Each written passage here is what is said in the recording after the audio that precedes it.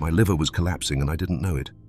For months, maybe years, my body was sending me signals. Small discomforts, things one normalizes with age. Constant tiredness, a bloated stomach after eating, heavy digestion. I told myself, it's stress. Maybe it's the bread at night. I'm sleeping badly. And so, I kept going, as if ignoring those whispers from my body was enough for them to disappear. But one day, the body stopped whispering. It screamed. I woke up one morning with nausea, dizziness, and a dull pain under the ribs on the right side. I went to the doctor thinking it would be something temporary, but what they told me left me silent for several seconds. You have fatty liver, quite advanced. I couldn't believe it. I had never drunk excessively, didn't take strong medications, and yet my liver was in serious trouble. They talked to me about risks of chronic inflammation, irreversible liver damage, and that if I didn't make changes, it could get worse very fast. And that's when it all began. In this video, I'm going to tell you what happened next. How I went from feeling exhausted, with a swollen body and no energy, to recovering my vitality, mental clarity, and desire to live with something as simple as a leaf. Yes, a natural leaf that, by using it for only 7 days, completely changed the course of my health. It wasn't magic. It was consistency, information, and the will not to give up. If you or someone close to you is struggling with fatty liver, unexplained fatigue, or digestive discomfort, stay with me, because what I learned can help you too. Sometimes, solutions are much closer than we think. But before continuing, tell me in the comments, how old are you, and from which country are you watching me? I'd love to know. That way I know who I'm speaking to today. Go. At first, everything was subtle. No intense pains or dramatic symptoms, just a constant feeling of tiredness, as if my body weighed more than usual. I woke up in the morning without feeling rested. I looked in the mirror and saw a kind of swelling in my face, a strange paleness I couldn't explain. Then came the slow digestion. Every meal seemed to just stay there, stuck. Sometimes I felt full for hours, even without eating much. My belly began to bloat in the afternoons, and some nights I had trouble sleeping, as if my entire internal system was strained. But like many, I attributed it to normal things with age. I was already in my 70s, and I thought, this happens to everyone my age. Then came a phase where I started avoiding certain foods because they made me feel worse. I stopped eating meat at night, then fried foods, later bread. But nothing really changed. The discomfort stayed. And when the fatigue became so strong that even walking a block felt like a huge effort, I decided to go to the doctor. I went to the consultation without imagining what I was about to hear. They ordered routine tests, blood work, abdominal ultrasound, general checkup. Days later, the doctor called me to discuss the results. I remember his face perfectly as he looked at the papers. He wasn't alarmed, but neither was he calm. You have fatty liver, he said seriously, and it's quite inflamed. Your body has been trying to warn you for some time. I stayed silent. Fatty liver? Me? I never considered myself sick.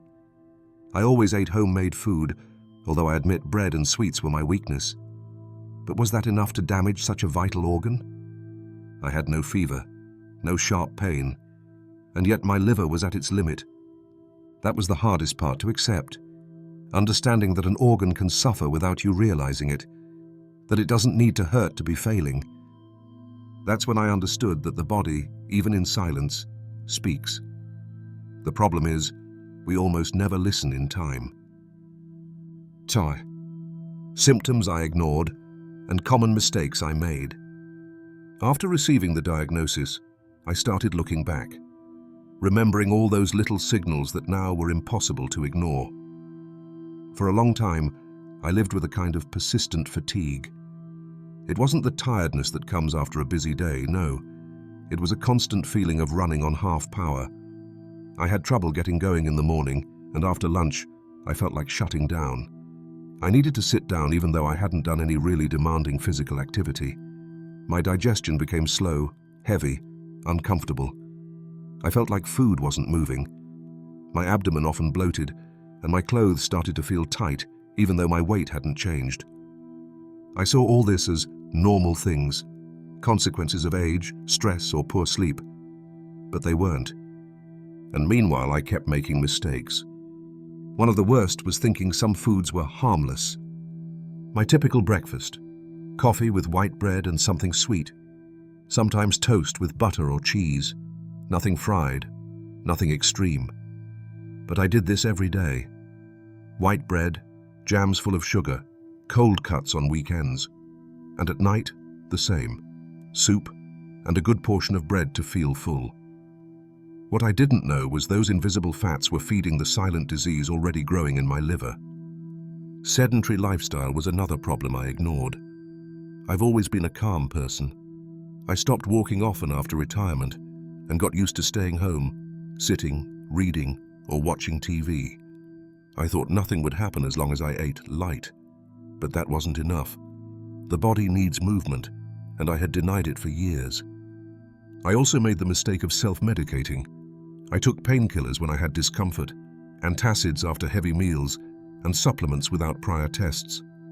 I even tried intermittent fasting without medical guidance, thinking it would cleanse my body. The only thing I achieved was feeling weaker and hungrier, with more anxiety to eat badly when I broke the fast. I tried everything. Teas recommended online, natural capsules that promised to cleanse the liver in 3 days, expensive treatments in pretty boxes that changed nothing real. Every week, I found a new solution, but kept making the same old mistakes. I wanted a magic fix, a plant, a capsule, a juice, something to fix the problem without changing my habits, without facing what I was doing wrong. And that's how many of us end up complicating what actually has a solution. It's not just about what to take, but stopping what is making us sick. That was my biggest mistake, thinking I could heal without changing. And the truth is, nothing changes if you don't change first. Cake. The diagnosis. A moment that changed my life. I remember that day perfectly. I had a folder with results in my hand, but didn't understand what they said.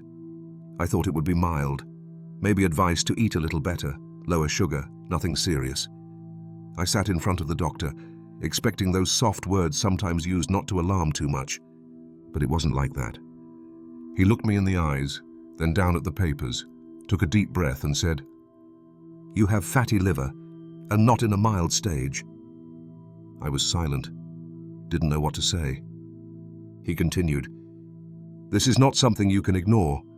Your liver is inflamed, and if you don't act now, this can progress to fibrosis, then cirrhosis. It can even affect your pancreas, your heart, and your immune system." I only thought of one word: cirrhosis. I always associated it with alcoholism, diseases that happen to others. But there I was, barely drinking a glass of wine a month, hearing my liver was on the verge of something much worse. Then he mentioned another word that shook me. "You are also at risk of developing type 2 diabetes." He explained fatty liver is not just a liver problem. It affects how the body handles glucose, how it responds to insulin, and if not reversed in time, can trigger total metabolic imbalance.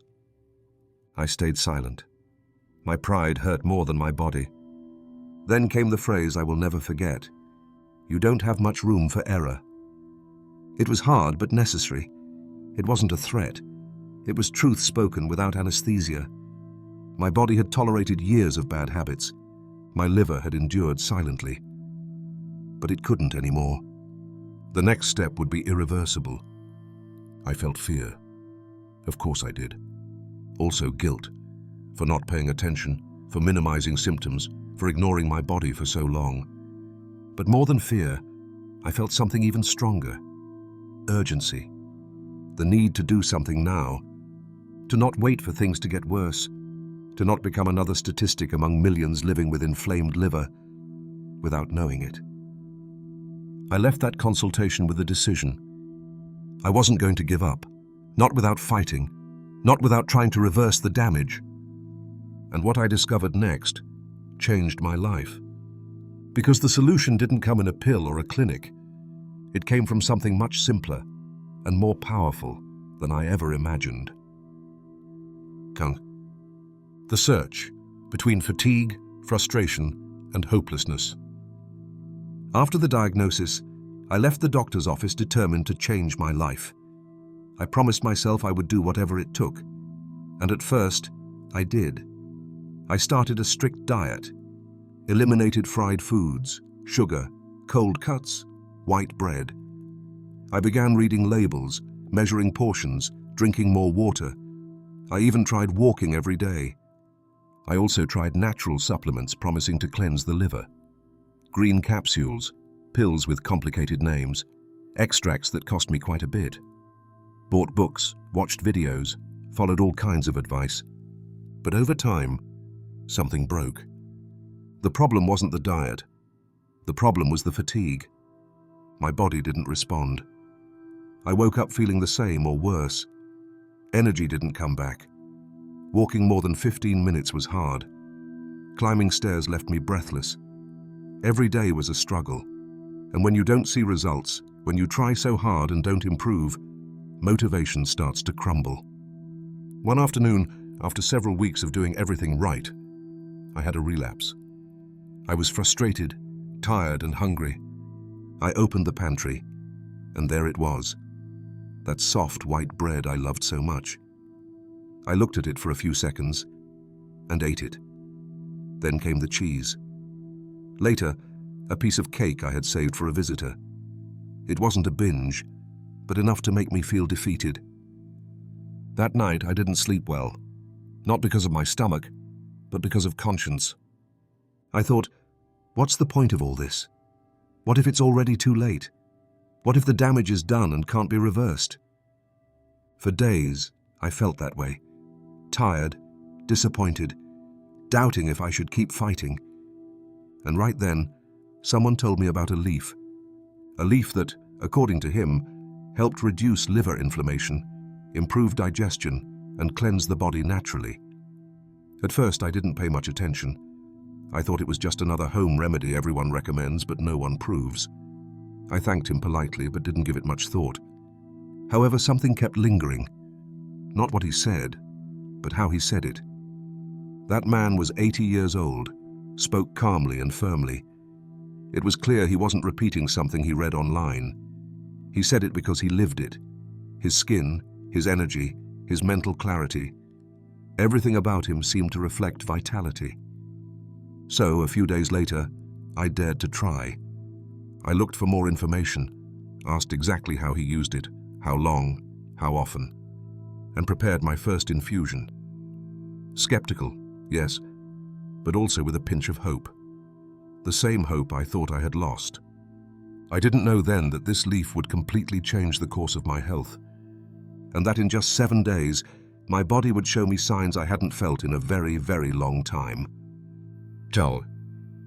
The first time I heard about this leaf was not on the internet, nor in a book, nor on a health channel. It was in a simple conversation, one of those small talks that mark you forever. I was sitting at my front door, in the sun, when Mrs. Helen passed by. A lifelong neighbor, one of those who seem never to age. She is over 80, but walks upright, always with a steady step, clear eyes, and that calm energy you'd want even in youth. She asked how I was. I told her the truth, without filters, that I had been diagnosed with fatty liver, that I felt exhausted, had tried many things but saw no results, that I didn't know what to do anymore. She was silent for a moment, looked at me as only the experienced elderly do. Then, without beating around the bush, she said, "Have you tried dandelion leaf?" She surprised me. Dandelion. The very plant I used to blow as a child to see its seeds fly. I never imagined it could help with something so important. I asked more. She explained that in her village for generations, older women used dandelion infusion to cleanse the liver, reduce inflammation, and improve digestion. She told me her grandmother gave it every spring to wake up the body inside after winter, that it was their sacred remedy for excesses, discomforts, the days you feel heavy, without energy, without shine. I didn't know what to think. Part of me wanted to believe her. Another part, more rational, thought it couldn't be that simple. A leaf? That easy? I told her I would try. And she, without another word, went to her garden and brought me a handful of fresh leaves. She showed me how to wash them, dry them, prepare the infusion. 1 cup in the morning, another in the afternoon, for 7 days. But you have to leave out sugar, fat, and move a little every day. Otherwise, it doesn't work. That's how she said it, with that voice of wisdom that doesn't need much explanation. I accepted, more out of respect than conviction. But deep inside, something lit up. Maybe because of the gesture, maybe because of Mrs. Helen's gaze, maybe because I needed to believe there was still a way out. That night, I prepared the infusion. The smell was bitter, herbal, intense. The taste wasn't pleasant, but not unbearable either. I drank it slowly, as if my body was meeting it for the first time. And that's how it started. With a simple leaf. With a gesture from someone who knew more from living than from studying. That dandelion leaf was the starting point for my transformation. Day, preparation, and how I took it for 7 days. I started the next day. I had the dandelion leaves drying on a towel, just as Mrs. Helen instructed. There weren't many, but enough. She said for an infusion you don't need quantity, you need respect. It's a strong plant. Don't underestimate it, she told me. So in the morning, I boiled water, a whole liter. When it boiled, I turned off the heat and added a large spoonful of dried dandelion leaves. I let it rest for 15 minutes with the lid on so the volatile oils wouldn't escape. I strained the infusion and kept it in a glass bottle. I drank 1 cup on an empty stomach, warm, without sweetening. Another cup in the afternoon before eating something. No sugar, no sweeteners, just the plant and hot water. The first sips were bitter. I won't deny it. But with each sip, I felt it was a kind of pact with myself. This is for you. This is to heal. I made a rule, no excuses. No matter if I was hungry, sleepy, busy, or tired, 2 cups a day, 7 days, no more, no less. And besides, during that week, I did what I had never seriously done. I completely eliminated sugar. No white bread, no sodas, no sweets. No saturated fats, no fried foods, no processed products. I ate light, steamed vegetables, low glycemic fruits, legumes, brown rice. And every day I went out for a walk. Only 20 minutes, but without fail. Now, what happened those 7 days was something I never imagined. The first 3 days were hard, not physically, emotionally. My body started reacting. I felt more sleepy than usual, mild headaches, even some bad breath. My tongue woke up coated white. I got scared but researched, and it was normal. It was part of the cleansing process. The body was eliminating toxins. My liver was finally letting go of the load accumulated over years. And although the symptoms were annoying, I knew it was a sign something was happening inside me. On the 4th day, something changed. I woke up lighter. My stomach was flat. No bloating. No constant heaviness after every meal. And the strangest thing, my mind was clearer. More organized thoughts, less anxiety, less irritability. By the 7th day, I remember exactly. I woke up before the alarm clock. I felt my body more alive. Not perfect, but alive. Real energy, not dependent on coffee or sugar. My eyes were whiter, my skin more radiant. Even my digestion was different. Quiet, without discomfort. And the most striking, the fatigue that had accompanied me all day disappeared. A week had passed, just 7 days. A plant, hot water, and real commitment. And my body responded. That was the moment I knew I was on the right path. From the 7th day on, It was as if something inside me had awakened. I'm not exaggerating when I say I felt like my body was working again like it did years ago. The first thing I noticed was the deflated abdomen. That heaviness I felt every time I ate, that constant bulge I had normalized, simply disappeared. I didn't need looser belts or more comfortable clothes. My belly felt flat, light, calm. Digestion changed. Before, every meal was a battle. Gas, acidity, the feeling food wasn't going down. But now, everything flowed. I ate less, felt full faster, and didn't feel slow after eating. My body processed food without complaining. I also started sleeping better. Deep, restorative sleep, without interruptions. I woke up without that feeling of still being tired, and that changed everything. Because rest affects mood, energy, thought. Sleeping well is starting the day on the right foot. And speaking of energy, that's where I noticed it the most. It wasn't that false boost from sugar or coffee. It was real, stable energy. From waking up until going to bed, I felt I could do more. Walk, organize, think more clearly, have conversations without just wanting to go to bed. And with all this, my mood changed completely. Before, I felt dull, frustrated, as if I was dragging a grey cloud over me. But now, I smiled more, felt lighter, more present. I wanted to do simple things again, like reading, calling a friend, going for aimless walks. It was like, little by little, I was coming back to myself. Like something that had been stuck was starting to move again. And it wasn't just something internal. People noticed it. The first was my sister. She said, "What are you doing? Your eyes are clearer, your skin more alive." Then my neighbor, the same one who gave me the leaves. She just smiled and said, "I told you." Even the butcher in the neighborhood, whom I barely spoke to, told me, "You look lighter. Are you exercising?" Those little comments confirmed something. My body was speaking, but now it was saying good things. And the most powerful thing was that I wasn't using medication. I hadn't spent fortunes or done impossible diets. Just a leaf, consistency, and the decision to give myself a real chance. I had started a change that was no longer just about the liver. It was a change in how I felt about myself. Jack. After that week of change, cleansing, consistency, I decided to do something I had been afraid of. Go back to the doctor. I didn't want to face alarming numbers again, words like risk, progression, irreversible damage. But at the same time, I needed to know if everything I felt inside had a real reflection outside. In the tests. So I made an appointment, had blood tests done, and waited. A few days later, I sat in front of the doctor. He opened the results, reviewed them silently, then looked up with an expression that surprised me.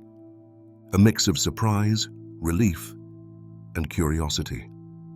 He said, "Your liver enzymes have dropped. The transaminase levels, which were very high, are now within the normal range, and inflammation markers have also improved." I stayed quiet, just nodded. But inside, I felt enormous emotion, as if my body was telling me, "Thank you. Thank you for not giving up." The doctor asked what I had done differently. I told him everything.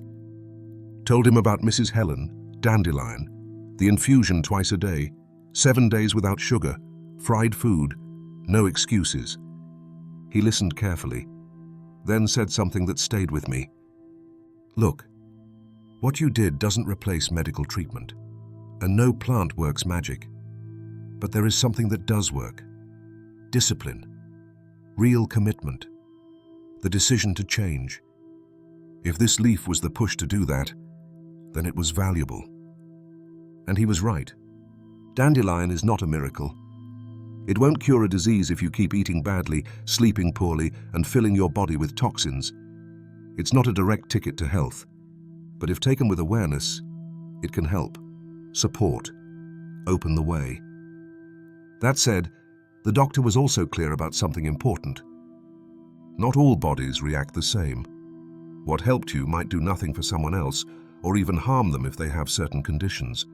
Always, before starting any change, even something natural, consult a professional. And I want to repeat that here for you who are listening. Before trying any plant, supplement, recipe, or routine, talk to a professional. Your body is unique. Your story is unique. And what works for one doesn't always work for another.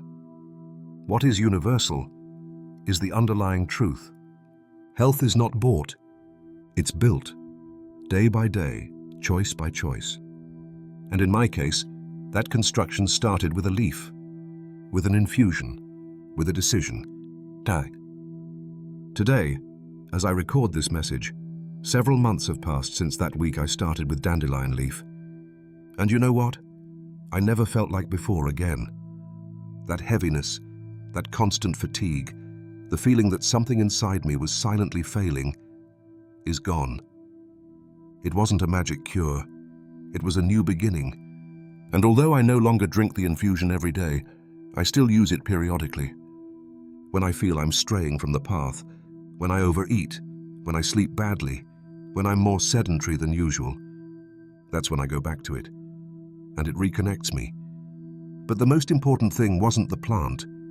It was what I learned to see in myself. Because now I can read my body's signals. I no longer need it to scream for me to pay attention. Now I listen when it barely whispers. I learned that when sleep isn't deep, something's wrong. That when the belly is bloated, it's not normal. That if I need sugar to feel alive, something inside is broken. And with that learning, I adjusted simple things. Nothing extreme, no 3-day diets. Simple habits. Human. Sustainable. Daily walks, even if only half an hour. Not out of obligation, for pleasure. To breathe, move the blood, oxygenate thoughts. Avoid hidden fats. You know which ones. Cold cuts, snacks, ultra-processed foods, industrial cheeses. It's not about eliminating them completely, but not living on them. Sleeping well. That was a challenge. I had to turn off screens before bed, eat lighter dinners, and understand the body needs time to repair. And that time only comes when we truly rest. And another thing I maintain, space for myself. That daily pause where I can ask, how are you today? What do you need? Sometimes the answer is water, sometimes silence, sometimes forgiveness. But I ask myself, because if I don't listen to myself, who will? And today I want to tell you, you on the other side, don't wait for your body to scream. Listen when it barely whispers. That little pain, that strange tiredness, that discomfort that comes and goes. Don't ignore it. It's your body talking, not with fear, but with love. Because it wants to keep going with you, but it needs you to take care of it. I regret waiting so long to do it, but I'm also grateful I got there in time. And if this video helps you, even just to pause and look inside yourself, then it was worth sharing my story. Thank you for staying until the end.